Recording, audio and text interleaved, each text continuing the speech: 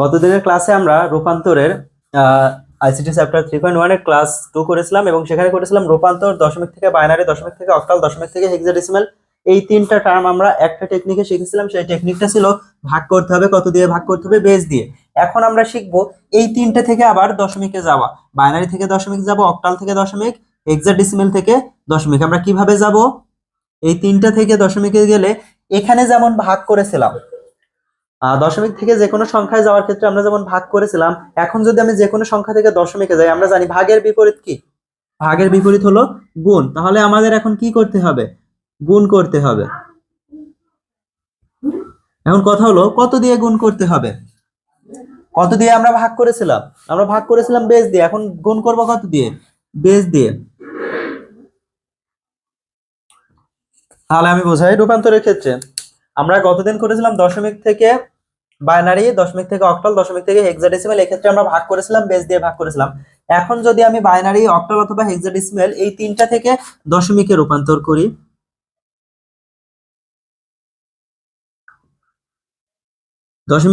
করি, সেক্ষেত্রে আমার কাজটা কি হবে? গুণ করতে হবে। কত দিয়ে গুণ করতে হবে? বেস দিয়ে গুণ করতে হবে। আমি একটা উদাহরণ দিই। আমি এখন কিন্তু বাইনারি থেকে দশমিকে যাব, অক্টাল থেকে দশমিকে যাব, হেক্সাডেসিমাল থেকে দশমিকে যাব। ঠিক আছে?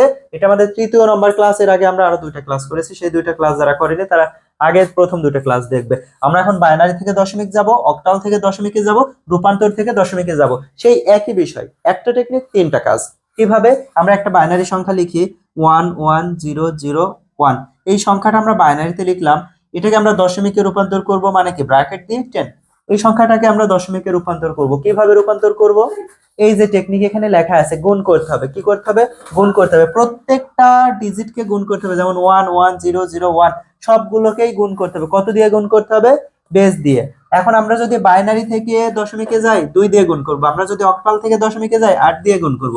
আমরা যদি হেক্সাডেসিমাল থেকে দশমিকে যাই, 10 দিয়ে গুণ করব। আমাদের কাজ হলো গুণ করা, বেস দিয়ে গুণ করা। আমরা যেহেতু প্রথমটা বাইনারি থেকে দশমিক যাব, তাহলে আমরা কি করব? গুণ করব। কত দিয়ে গুণ করব? বেস দিয়ে। বেস কত? Binary base 2। পরের সংখ্যাটা প্লাস করতে হয়। তাহলে প্রথমটার কাজ শেষ। দ্বিতীয়টা কি আছে? 1 কে আমি কি করব? গুণ করব। তারপরের সংখ্যাটা আবার 0 কে আমি কি করব? গুণ করব। তারপরে আবার 0 কে আমি গুণ করব। তারপরে 1 কে গুণ করব। এটুকু তো সহজেই বোঝা গেল যে আমি এই যে বাইনারি সংখ্যাগুলো আছে প্রত্যেকটাকেই 2 দিয়ে কিন্তু গুণ করলাম। 2 দিয়ে কেন করলাম? কারণ এগুলোর বেস হলো 2, এজন্য আমি 2 দিয়ে করলাম। এখন উল্টা দিক থেকে এর উপরে পাওয়ার দিতে হবে। প্রথমে 0, তারপরে 1, তারপরে 2, তারপরে 3, তারপরে 4। এরপরে শুধু ক্যালকুলেটর নিয়ে সমাধান করতে হবে। আমাদের কাজ এখন শুধু ক্যালকুলেটর নিয়ে সমাধান করে এগুলো। যদি আমি 2 এর উপর পাওয়ার 4 করি, কত হয়? 2 এর উপর পাওয়ার 4 করলে 16 হয়। 16 এর সাথে 1 গুণ করলে কত হয়? 16ই হয়। মাঝে প্লাস প্লাস। 2 এর উপর পাওয়ার 3 করলে কত হয়? 8 হয়। 8 এর সাথে 1 গুণ করলে কত হয়? 8 হয়। Plus plus. 2 এর সাথে 2 পাওয়ার করলে কত হয়? 4 হয়। 4 এর সাথে আবার 0 গুণ করলে কি হয়? 0 হয়ে যায়। Plus plus. 2 এর উপর পাওয়ার 1 করলে 2 হয়, তার সাথে আবার 0 গুণ করলে 0 হয়ে যায়। তাহলে এখানে 0 প্লাস প্লাস। 2 এর উপর পাওয়ার, কোন সংখ্যার উপরে যদি পাওয়ার 0 থাকে তাহলে সেই সংখ্যার মান 1 হয়। আমি আবারও বলি, যে কোনো সংখ্যার উপর যদি পাওয়ার 0 থাকে তাহলে সেই সংখ্যার মান 1 হয়। এখন যদি আমি 1 এর সাথে 1 গুণ করে কত হয়? 1 হয়। এখন সবগুলো যোগের কাজ। 16 আর 8 24 আর 1 কত? 25। এই যে সংখ্যাটা আমরা দশমিকে রূপান্তর করে ফেললাম। আমরা এই যে বাইনারি যে সংখ্যাটা পেয়েছিলাম 11011, এই সংখ্যাটা বাইনারিতে ছিল। আমরা যদি এটাকে দশমিকে রূপান্তর করি তাহলে এর উত্তর আসে কত? 25। আমরা কি কাজ করলাম এখানে? বাইনারি থেকে দশমিকে যাওয়ার জন্য গুণ করলাম। কত দিয়ে গুণ করলাম? বেস দিয়ে বা ভিত্তি দিয়ে। আমরা যেহেতু বাইনারি থেকে দশমিকে যাচ্ছি তাই 2 দিয়ে গুণ করছি। একইভাবে আমরা যদি অক্টাল থেকে দশমিকে যাই, 7, ছোট সংখ্যা লিখি, 1 7। এটা যদি আমি সাপোজ অক্টাল একটা সংখ্যা, এটাকে আমি যদি বলি দশমিকে কত হবে, আমাদের কাজটা কি হবে? কাজ হবে গুণ করতে হবে। আমি এটা মুছে দিই, এইটাও সমাধান করি। কারো বুঝতে অসুবিধা থাকলে অবশ্যই প্রশ্ন করবে। প্রশ্ন করার জন্য কমেন্ট বক্স উন্মুক্ত।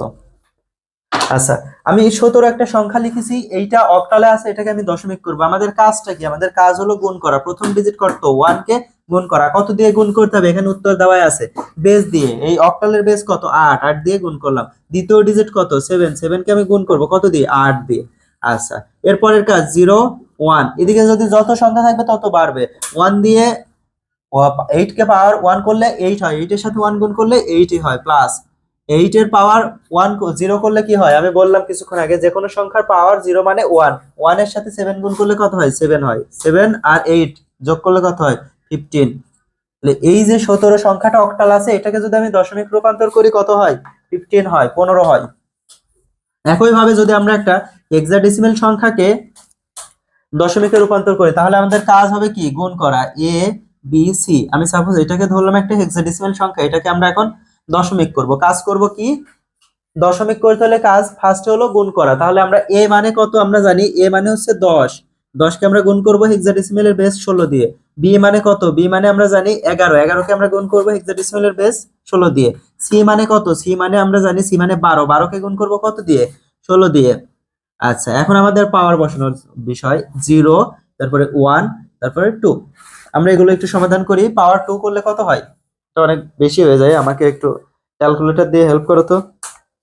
তার সাথে আবার 10 গুণ করো, 10 গুণ করার পরে 2560, প্লাস 16 সাথে 11 গুণ করলে কত হয়, কোনো কিছুর পাওয়ার 1 মানে সেই একই সংখ্যা থাকে, 16 কে পাওয়ার 1 করলে 16ই হয়, তার সাথে আবার 11 গুণ করলে কত হয়, 176, প্লাস কোনো কিছু পাওয়ার 0 মানে কিছুক্ষণ আগে আমি বললাম 0 মানে 1, 1 এর সাথে 12 গুণ করলে 12, এগুলো সব যোগ করো তো, 2500 আর 100, 2600, 2 8 8 1 8 28 14 4 হাতে 1 2 2 7 2748, এগুলো সব যোগ করলে, আচ্ছা যোগ হয়তো ভুল হতেও পারে, 2 8 8 1 8 28 14 4 হাতে 1 2 2 7 2, হ্যাঁ 2700। তাহলে এ বি সি হেক্সাডেসিমাল একটা সংখ্যা, এটাকে আমরা দশমিকে রূপান্তর করলে কি হয়, 2748 হয়। তাহলে যে কোনো সংখ্যা বাইনারি হোক, অক্টাল হোক বা হেক্সাডেসিমাল হোক, এটাকে যদি আমরা দশমিকে রূপান্তর করি তাহলে আমাদের ফার্স্ট কাজ কি হবে, ফার্স্ট কাজ হবে গুণ করা। কত দিয়ে গুণ করব, আমরা যদি বাইনারি থেকে দশমিকে যাই 2 দিয়ে গুণ করব, আমরা যদি অক্টাল থেকে দশমিকে যাই আমরা 8 দিয়ে গুণ করব, আমরা যদি হেক্সাডেসিমাল থেকে দশমিকে যাই আমরা 16 দিয়ে গুণ করব। আমি দেখব যে আমরা কোন সংখ্যা থেকে দশমিকে রূপান্তর করছি, বাইনারি থেকে করলে 2 দিয়ে গুণ, অক্টাল থেকে করলে 8 দিয়ে গুণ, হেক্সাডেসিমাল থেকে করলে 16 দিয়ে গুণ।